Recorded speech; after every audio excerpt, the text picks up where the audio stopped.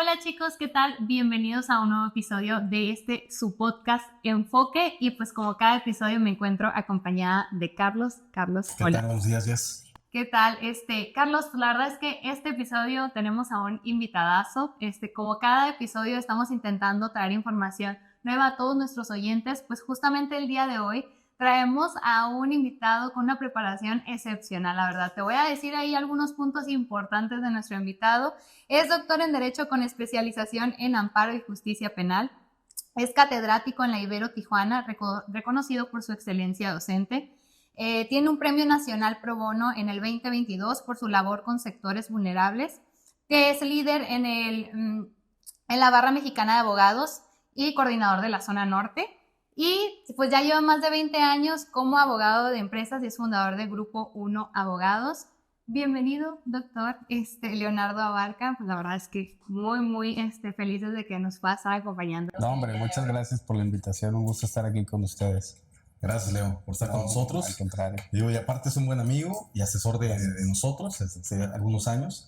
Y la verdad que felices de que andes por aquí. No, hombre, muchas gracias.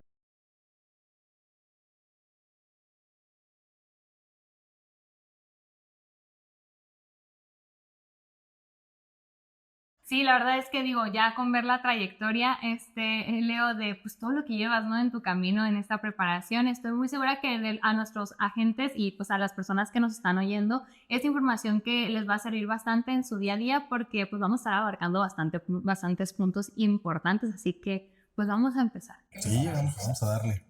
Oye, Leo, pues muchísimas gracias. Fíjate que para mí es muy interesante platicar esto porque la parte legal creo que es un tema que muy pocas veces te metes cuando eres empresario o lo haces ya hasta que estás en una situación complicada y es cuando buscas a el abogado y dices, oye, ayúdame a organizar todos los temas, ¿no? Empieza uno como empresario y sobre todo en la parte de seguros y bueno, empiezas a aprenderte las condiciones, ahí explicándonos a los clientes, pero ya, o sea, realmente tomar el tema legal así de fondo y las consecuencias que esto implica y la responsabilidad que la gente tiene, pues creo que es un tema que sí es importante platicar. Claro, yo creo que como sociedad debemos cambiar esta percepción de que el abogado me va a resolver un problema y creo que debemos pensar en que el abogado me va a evitar problemas. Siempre tenemos eso en la cabeza. Tengo problemas, voy con el abogado. Y creo que la actitud la percepción debe ser diferente. Si quiero evitar problemas, si quiero tener un negocio estructurado, es como un arquitecto. No puedes construir algo si no tienes una base sólida. Yo creo que la base sólida debe de ser una estructura legal, administrativa, que te sustente realmente un crecimiento. Y bueno, yo creo que esa es la labor que debemos enfocarnos, ¿no? En la parte preventiva y de planeación sobre todo. No, totalmente de acuerdo, ¿eh? Sí, justamente, ¿no? Iba a comentar que las acciones preventivas son las que van a marcar la diferencia para la pauta más adelante, ¿no? Y el crecimiento, justamente, no nada más hablando de agente de seguros, sino como un empresario, pues, ¿qué es lo que puedo ir manejando desde ahorita, desde mi comienzo, para, pues, evitarme justamente, ¿no? Problemas más adelante desde el desconocimiento. Y cuestiones bien básicas como que, ¿qué es lo que haces cuando estás emprendiendo? ¿Quieres tener un diferenciador? ¿Y qué haces? Una marca. No, voy a hacer mi logo y empiezo a utilizar una marca, le empiezo a invertir en el posicionamiento de esta marca y años después voy con el abogado a ver si lo puedo registrar.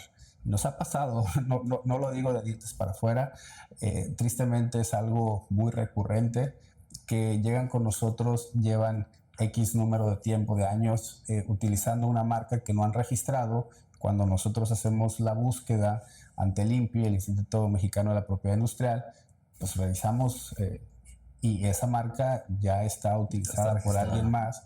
Las marcas se protegen de acuerdo a las clases son productos o servicios, entonces a veces es bien complicado el poder registrar una marca en un servicio parecido o igual al que yo presto, ¿no? Entonces es bien importante, tío, empezar tan solo con primero hacer una consulta hablando del tema de marca, por ejemplo, y luego ya empezar a invertirle a una marca. Totalmente. Hacer una buena planeación, ¿no? Porque incluso esa es parte de, claro, a lo mejor cuando te va bien, pues simplemente quitas la marca, perdiste lo que le invertiste en todos sus años para poderla crear, pero al menos no te hizo una demanda. Pero ya cuando te va mal, pues llega el otro, el dueño de la marca, claro, te llega una demanda y estás usando algo que sea. Exactamente, sí. Y inclusive en ese caso tiene consecuencias económicas, ¿no? Es el tema de pagar regalías por el uso de una marca, claro, que indebidamente estuviste utilizando por X tiempo. Exacto. Entonces de ahí empieza la planeación, hablando de cuando quiero emprender, que lo más básico es, bueno, cómo me quiero diferenciar con otros agentes, en el caso concreto,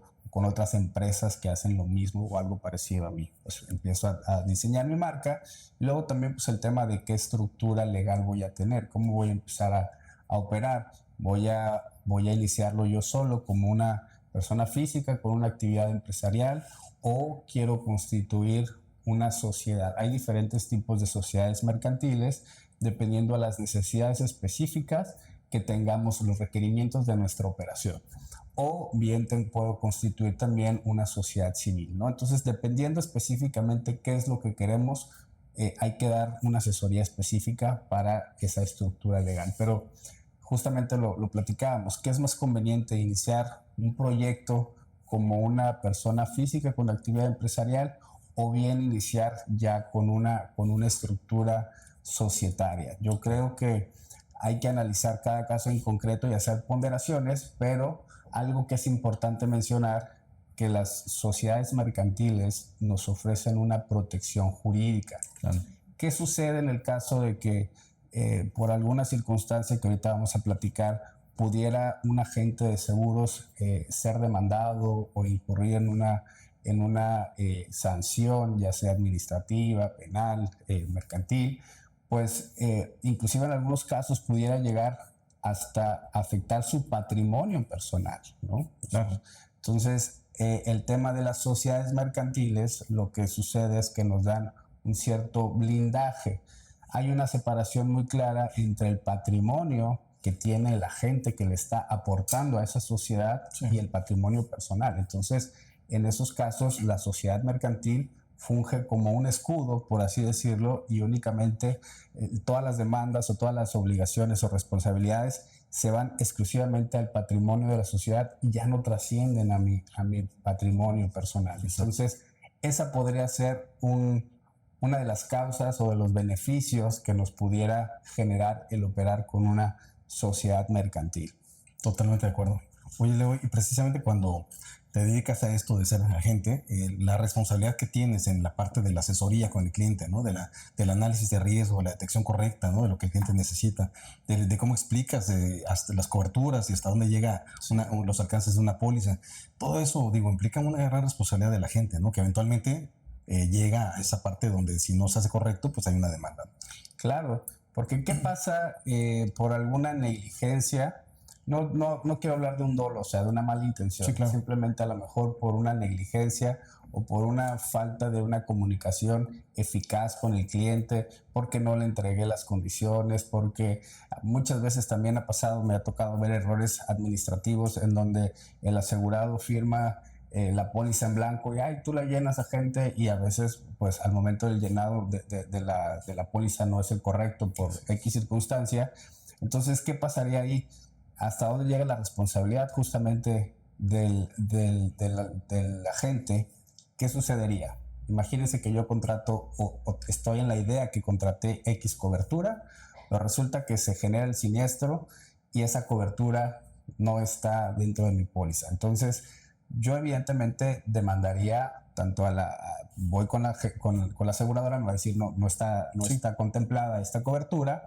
¿Qué es lo que va a suceder? Seguramente hay instancias administrativas de mediación como lo pudiera hacer la Conducef, pero si no, tendría que verme en la necesidad de presentar una demanda ordinaria mercantil y muy probablemente demandaría la responsabilidad civil del agente de seguro. Claro. Okay. Porque ahí estamos ante una causa de negligencia y es una de las causales por las cuales pudiera haber una responsabilidad solidaria por parte del agente de seguros, ¿no? La responsabilidad solidaria significa que yo como parte afectada puedo demandar a cualquiera de los dos, tanto a la compañía de seguros como al agente. Sí, no, súper interesante esta parte. Justamente me trae a la parte de cuando un agente se da de alta o se conecta, pues estamos regulados bajo la Comisión Nacional de Seguros y Fianzas, ¿no? Entonces, prácticamente uno de los requisitos que es fundamental para el agente, y digo, claro, se blindan desde la parte requisitoria, ¿no? Vamos a ponerlo de alguna forma, es justamente la póliza de RC por errores u omisiones. Entonces, como que creen que con estar blindado de este lado, una gente como que dice, ya ahí termina mi responsabilidad y entonces como que ya tengo la póliza y ahora me toca blindar la asesoría, pero pues ya como que tengo esta póliza que puede responder en caso de, ¿no?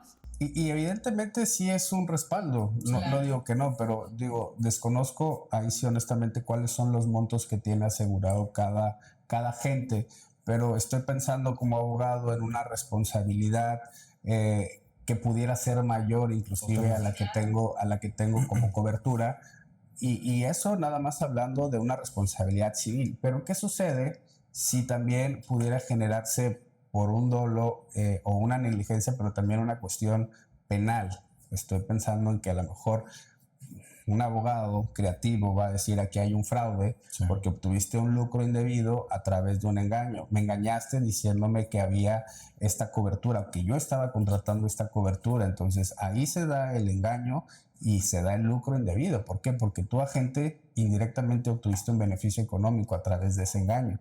Entonces, digo, ojo, porque el tema de responsabilidad civil es únicamente en esa materia, pero no significa que la gente no pueda estar sujeto a un procedimiento penal, a una carpeta de investigación. Wow. Totalmente, fíjate que ahorita dijiste algo muy cierto, el tema del monto de esa póliza de responsabilidad civil, y yo lo veo, ¿eh? La verdad es que hay agentes que la hacen por 500,000 pesos, 2 millones de pesos. Sí, lo hacen para cumplir, para cumplir el requisito ante la comisión, pero sin embargo, ves los montos que aseguran, o sea, están asegurando una fábrica que vale 5 millones de dólares y dices, oye, tu póliza de RC pues cubre 5 millones de pesos, ¿no? Dices, algo sucede y no te va a alcanzar, pero con nada, ¿no? Entonces, creo que importante es tener realmente un buen respaldo, al menos en ese tema de la póliza, ¿no? Sí, entonces, qué importante es que la gente de seguros comprenda los riesgos que tiene. Sí. Y digo, qué bueno y felicidades por este espacio, por esta iniciativa. Y que cambie esa conciencia y decir, no solamente es un requisito que debo cumplir, o sea, no solamente hacerlo por cumplir.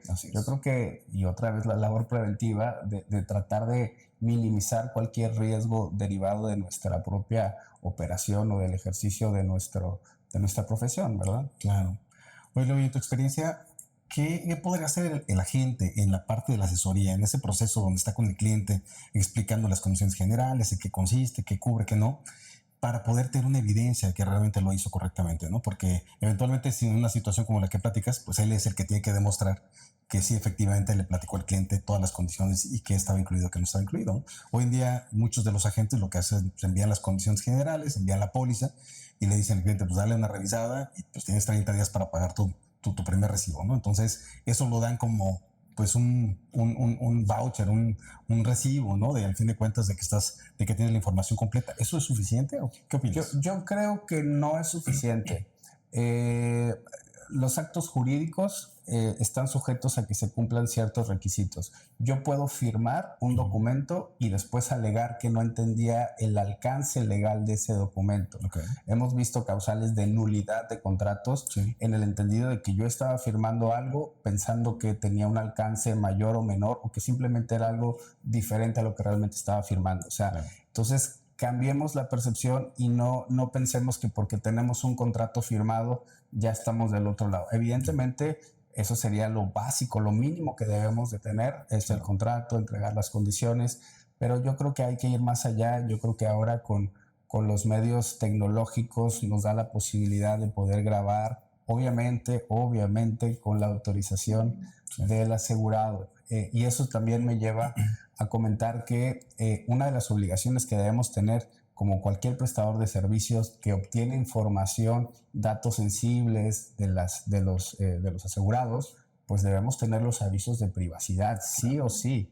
Debemos tener avisos de privacidad para nuestros clientes, para nuestros proveedores, para nuestros empleados. Entonces, como cualquier agente, como cualquier persona que está ejerciendo un acto de comercio, una responsabilidad contractual ahí, entonces debemos tener sí o sí estos avisos de privacidad. Y en el aviso de privacidad se especifica claramente si yo puedo disponer de voz, de imagen y qué fin le voy a dar. Bueno, pues es para soporte administrativo. Perfecto. Entonces cuando el cliente te firma los avisos de privacidad o sabe del alcance de esta conversación que está siendo grabada, yo creo que debería el agente utilizar estos medios de electrónicos para poder almacenar también esas conversaciones, o simplemente nada más la parte donde se haga constar que el cliente está enterado propiamente, que se le dio la asesoría, que se le dijo cuál es el alcance.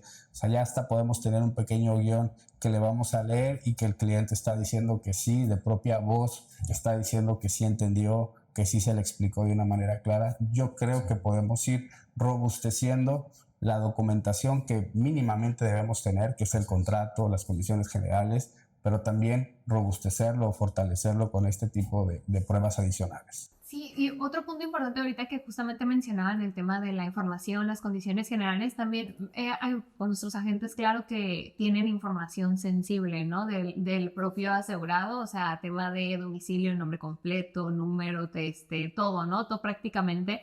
Entonces, aquí sabemos que dentro de condiciones generales hay apartados que justamente como que blindan o solventan esta parte de, pues, el dominio de la información, como mantenerlo con cuidado y demás.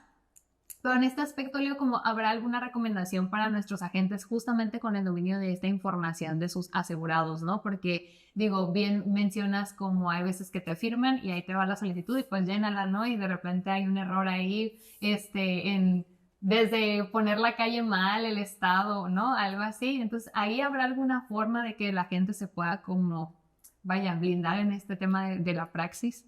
Sí, claro. Yo lo que creo es que cualquier agente debe tener sus avisos de privacidad y los debe tener públicos. Okay. Es bien importante que sean públicos, independientemente de que al final le demos un aviso de privacidad o hagamos una referencia con un link o algo para que el cliente, el asegurado, pueda darle y lo pueda llevar a las condiciones generales. Pero más allá de eso, a mí me parece que, número uno, por ley deben ser públicos, ¿no? O sea, los debemos tener o en nuestra página de internet o en nuestra oficina, para que si llega la autoridad competente, pues vea que sí están públicos. Entonces, yo creo que para empezar eso, y número dos es adicional, reitero, no solamente hacerle saber, sino que el cliente firme sus avisos de privacidad, que eso es una prueba pues una prueba más, una prueba adicional de que sí se le explicó justamente qué se va a hacer con esa información. Que no se piense, digo, que a lo mejor como al final esta información se va a ir a la aseguradora, pues quien debe tener cuidado con la información es la aseguradora, sí, pero resulta que quien captó esa información fui yo. Y el cuidado de esa información empieza conmigo, agente, pero también con mis empleados, con mis colaboradores, porque al final, ¿cómo me garantizo que tal vez un empleado no va a hacer mal uso de esa información? Claro, y al final yo soy el responsable porque yo capté esa información. Exacto. Entonces, yo creo que también es bien importante que tengamos los mecanismos para cuidar esa información, inclusive al interior de nuestras propias oficinas o despachos. Sí, claro. Y es un tema donde muchos agentes van creciendo, van teniendo cada vez más equipos de trabajo, ¿no? Estamos colaboradores y la realidad es que de repente perdemos de vista, ¿no? Ese tipo de detalles que eventualmente te meten en un problema. Sí. Y efectivamente, y el agente de seguros maneja mucha información muy sensible. Lo ves en un cuestionario de gastos médicos, sí, donde preguntas mucha información. De salud, claro. Temas de salud, temas familiares, temas de ingresos. O sea, realmente hay mucha información que es muy valiosa y que creo que sí es importante buscar mecanismos para poderla salvaguardar de forma correcta. No, claro. Sí. Es que, ¿qué hacemos con las pólizas en físico? ¿Las digitalizamos? ¿No las digitalizamos? Si las digitalizamos, ¿en dónde están guardadas? ¿Quién tiene acceso a esa información? O sea, yo creo que desde ahí tenemos que tener protocolos, porque al final, para podernos deslindar de cualquier mal uso que se haga, yo como empresa debo demostrar, inclusive para romper cualquier responsabilidad penal, debo de demostrar que yo tengo los protocolos de seguridad necesarios. Eso no significa que nadie los pueda vulnerar, a lo mejor sí los vulneran, pero lo que yo debo que demostrar como abogado es que yo, empresa, hice todo lo posible por salvaguardar esa información. Claro, que tengas el protocolo. Son los protocolos, claro. Entonces hay que tenerlos documentados y hay que tener a nuestra gente capacitada también. Claro. Y documentar esas capacitaciones y meterlas en los expedientes de cada empleado. Ok. Esa parte es interesante, digo, ya hablando también, y qué bueno que lo tomas como un punto importante, el tema de las capacitaciones, ¿no? Si bien es que estamos hablando de la responsabilidad que tiene la gente con el asegurado, la información que se tiene y demás, pues también ya viene la responsabilidad de la gente con el equipo interno, ¿no? Al momento de que este se mantiene en crecimiento, pues ya hay un equipo administrativo que, como bien comentas, tiene acceso a esa información. Entonces, también aquí, pues hay, vamos a decirlo como de forma implícita, la responsabilidad del agente hacia el equipo administrativo de que se mantengan actualizados, porque justamente pasa que hay asesorías en donde el equipo no es quien las brinda y a lo mejor por ahí ya no hay un monto en específico, el producto ya se modificó como no acostumbramos al sector asegurador, y pues ya se dio una información que ya no es vigente, ¿no? Exacto. Entonces, Y ahí también incurres en una responsabilidad, ¿no? Exacto. Porque estás dando información que no es correcta y se está contratando una póliza bajo esa información. Así es. Entonces ahí es donde entraría la negligencia, reitero, no el dolo o la mala voluntad, pero sí la negligencia. Así es. Y eso nada más hablando de capacitación en esa materia, pero hace rato que empezábamos a platicar decíamos que como agentes de seguro tenemos gente a nuestro cargo, sí. Nuestro personal administrativo, de soporte administrativo, y al final eso nos genera otras obligaciones laborales, obligaciones con la Secretaría. Somos susceptibles de que nos llegue la Secretaría del Trabajo y nos revise que han sido capacitados, que como centro de trabajo pues tenemos las comisiones que la propia Ley Federal del Trabajo establece, la de capacitación y adiestramiento, la de seguridad. Entonces, como somos empleadores, o sea, al final la estructura que tengamos como persona física o como empresa, somos empleadores y por lo tanto estamos sujetos a cumplir con todas las obligaciones que la propia Ley Federal del Trabajo requiere. La Secretaría del Trabajo está haciendo revisiones muy constantes y está siendo pues muy estricta sobre todo. Y la verdad es que salen muy caros las multas de la Secretaría del Trabajo. Para que se den una idea, una multa podría estar entre 500,000, 800,000, se van sumando por cada irregularidad que tienes y al final tenemos clientes que tienen multas de 3 millones de la Secretaría del Trabajo, o sea, multas que para un negocio pequeño son prácticamente impagables. ¿Qué quiero decir? Que al final, si no tenemos los cuidados necesarios, pues inclusive eso te puede poner en riesgo la propia subsistencia del negocio, ¿no? Claro. No, totalmente. Fíjate que hace, yo creo que unos 6 meses empezamos con el tema aquí en Reina y precisamente lo iniciamos con el miedo, obviamente, de la parte de las multas y me platicaban, ¿no? Decían, a ver, pues te van a revisar, creo que son 36 aspectos, un número por ahí. Sí.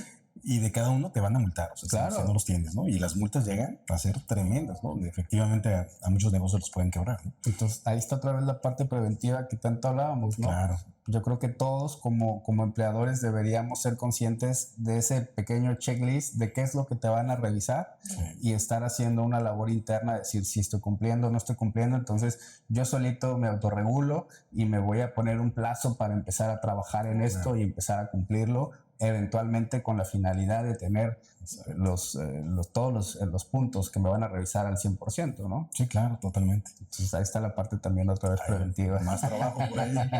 Y es que es lo que platicábamos, digo, como va avanzando la carrera de la gente, va iniciando una gente y bueno, empieza con la de la asesoría de una familia, 2, una pequeña empresa y va creciendo su cartera de clientes y conforme va creciendo las necesidades en temas legales, contables y demás, claro. La verdad es que se van dando, pero qué mejor planearlo y hacerlo de forma correcta. No, claro. Otras, por ejemplo, de las obligaciones, si nos vamos a constituir como una empresa, la propia ley nos establece que por lo menos una vez al año tenemos que hacer asambleas ordinarias dentro de los primeros 4 meses del año fiscal para efecto de aprobar estados financieros, o sea que realmente muchas empresas no lo hacen, claro, ¿no? Entonces, sí, evidentemente tenemos que estar muy, muy atentos de cumplir con toda la parte regulatoria. Cambiando un poquito el enfoque, yéndonos hacia la parte del cliente, ¿no? Ahora con el cliente también tiene pues, su responsabilidad.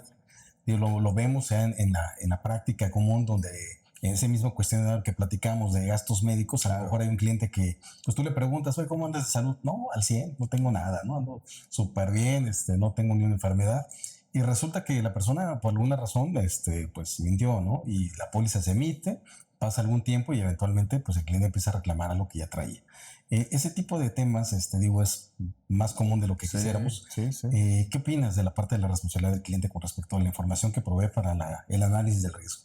Híjole, la verdad es que sí he escuchado varios casos de esa naturaleza en donde las aseguradoras al final de cuentas pues no cumplen con el pago, pero no por una cuestión interna, sino simplemente porque la información que se les dio pues no era la real, ¿no?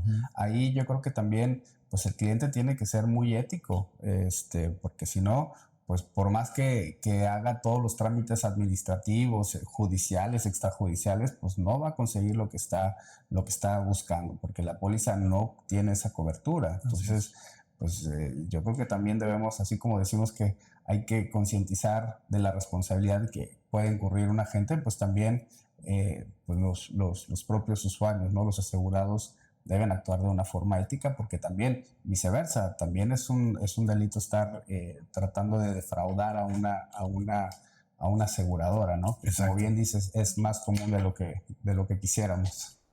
Siguiendo la línea justamente del cliente, ya hablamos de las obligaciones que tiene la gente hacia el cliente, ¿no? Y una de ellas que bien mencionabas, Carlos, pues es el tema de que el cliente le diga la verdad al gente, ¿no? Para tener una asesoría correcta, protección y demás.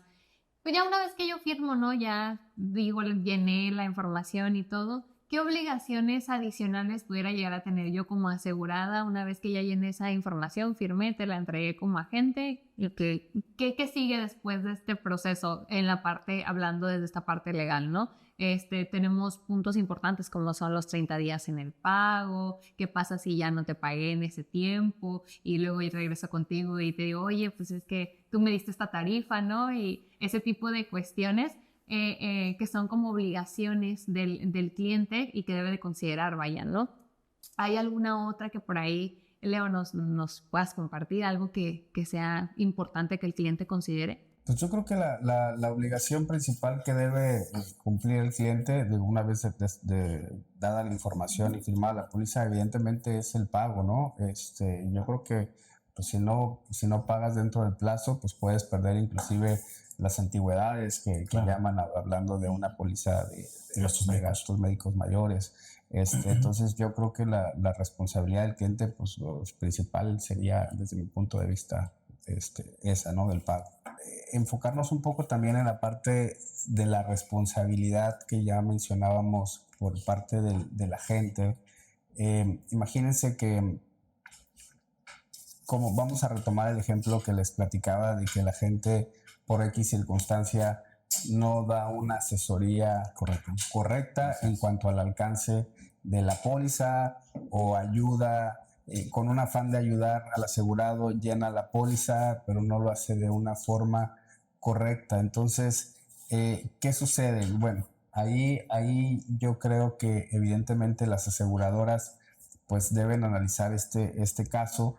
El asegurado tiene la posibilidad de, como lo decíamos, de acudir a la CONDUCEF, que es la Comisión Nacional de Defensa de los Usuarios de Servicios Financieros, y hacen un proceso pues, de mediación que muchas veces no concluye en un resultado satisfactorio para el asegurado.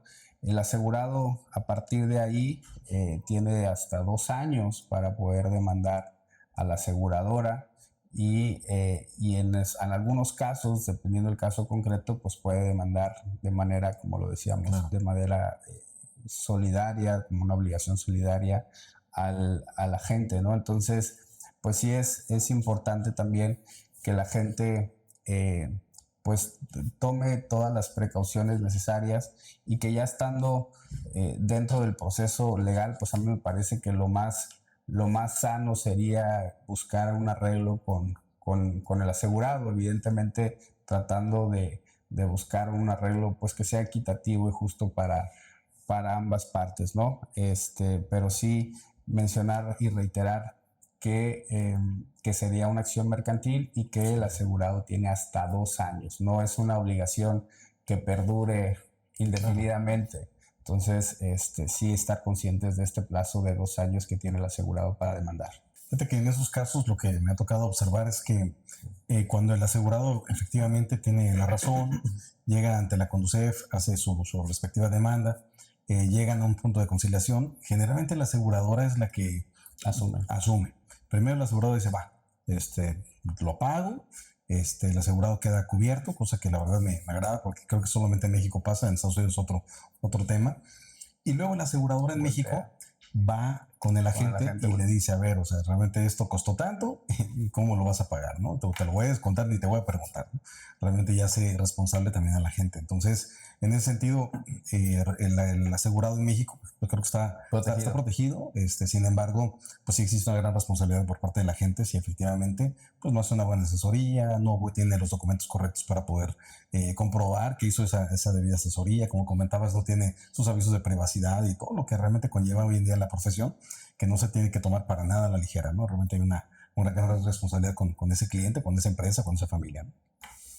Sí, por supuesto. Y también, pues digo, muchas veces los fraudes a las aseguradoras, digo, entiendo también la parte, estábamos hablando ahorita de cuáles son las obligaciones que tiene un cliente, pero también y sobre los derechos que tiene el cliente, de que dices que en términos generales está protegido, pero pues también muchas veces creo que se ha caído en un abuso de tratar de cobrar seguros por nada más por la simple razón de hacerlo sin que realmente haya una causa legal que lo justifique, ¿no? Claro. Y entonces digo, también entiendo la parte de los fraudes a las aseguradoras. El otro día te platicaba que ahora con pandemia, nos enteramos de que se estaban cobrando seguros de vida, se estaban haciendo actas de defunción, que estaban haciendo actas de defunción en Ciudad de México, obviamente fraudulentas, argumentando que habían fallecido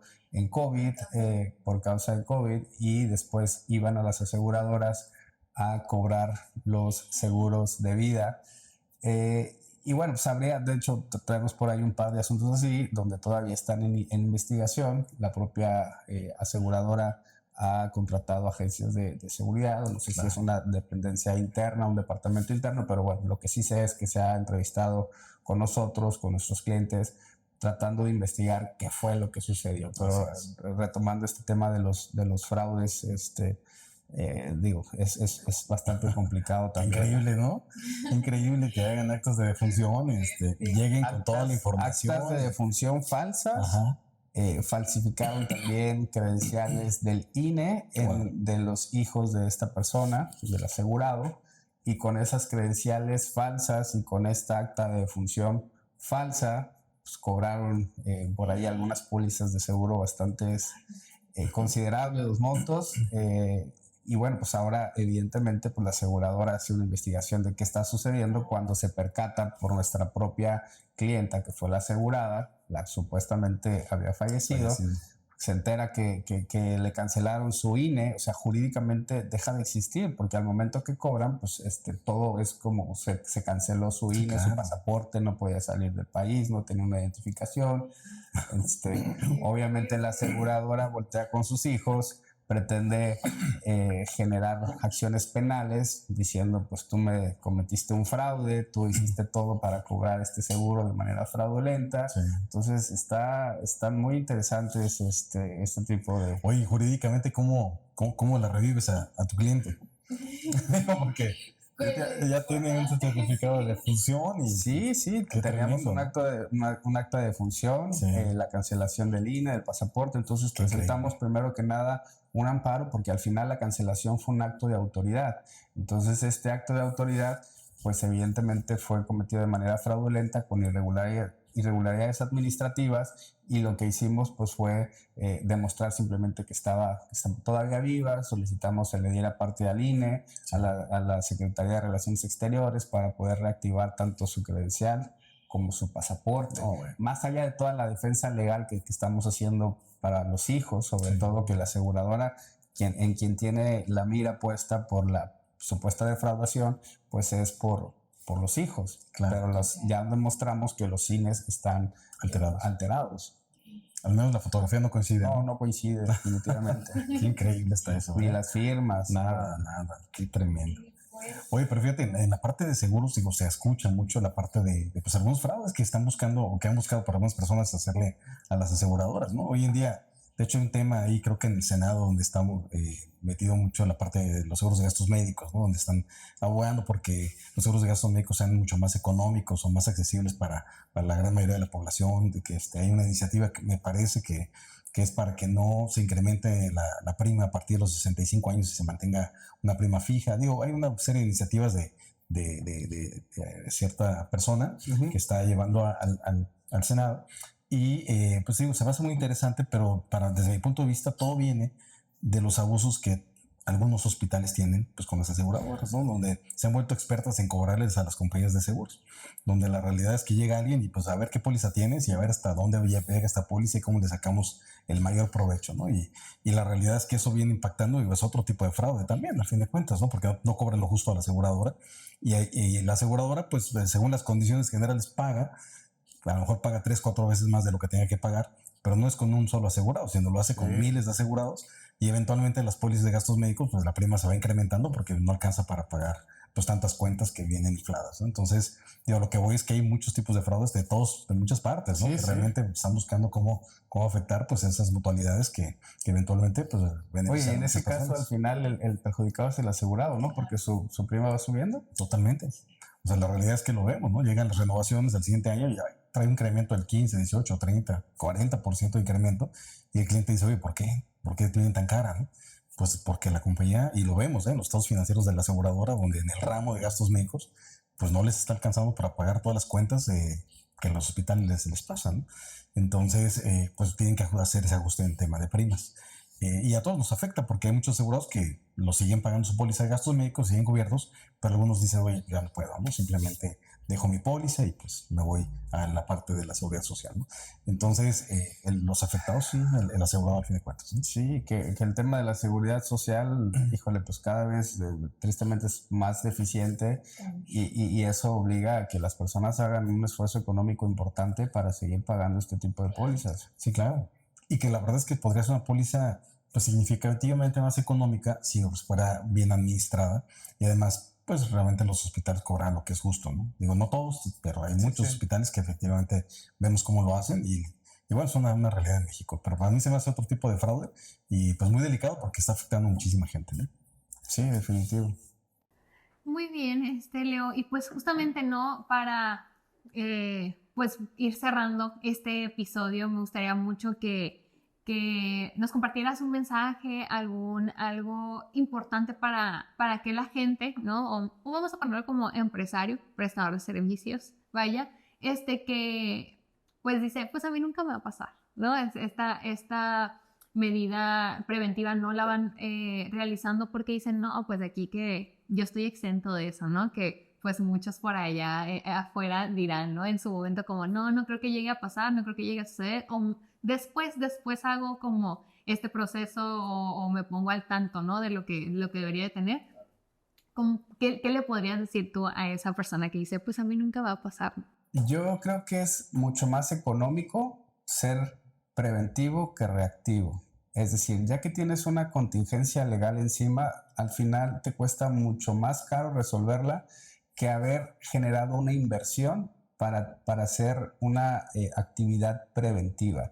Entiendo, y es cierto, mucha gente dice, no, pues ya que pase lo resuelvo, ya que pase vemos, pero al final el costo económico para la empresa, para el empresario, es mucho mayor. Entonces, yo creo que es importante cambiar, como decía, esta mentalidad a nivel no solamente del empresario, sino de la sociedad en general, que sobre las consecuencias. Muchas veces decimos, no va a pasar nada, no va a pasar, pero ya que pasa, pues es mucho más difícil poder llegar a una buena solución. Entonces, mi recomendación sería generar una inversión, no es un gasto, es una inversión en generar esta seguridad o certeza jurídica para tu negocio. Es mucho más barato tener de manera preventiva un equipo legal, un equipo administrativo, fiscal, contable que esté trabajando de la mano contigo, a que después estés contratando a alguien para resolver un bomberazo, una emergencia. Totalmente. ¿No? Esa sería la recomendación. Claro. Oye, y hablando de riesgos en el tema de la gente, pues entre más pólizas tienes vigentes que has vendido, pues el riesgo es mayor, ¿no? De que algo pueda suceder. Entonces, esos agentes que, ahora cuando vas arrancando tienes una o dos pólizas, pues lo ideal es tener una buena planeación para que tu negocio crezca de forma ordenada, con un buen abogado, con un buen contador. Pero ya cuando tienes un negocio donde tienes 500, 1000 pólizas, 10,000, pues es urgente que tengas obviamente una estructura legal bien sólida que te permita respaldar, pues obviamente esa cartera de clientes y darles una buena asesoría, pero también cuidar tu patrimonio, ¿no? Yo creo que en estos tiempos debemos de allegarnos de herramientas tecnológicas que nos hagan más eficiente nuestra operación.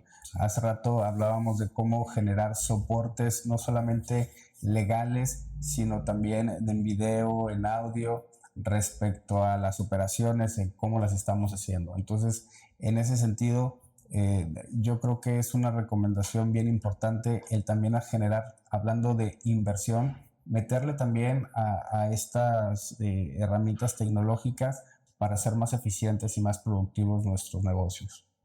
Perfecto, Leo. Pues muchísimas gracias. No, gracias. No sé si nos permites poner tus datos de contacto. Claro que sí. Seguramente va a haber varios interesados en tus servicios. Claro que sí.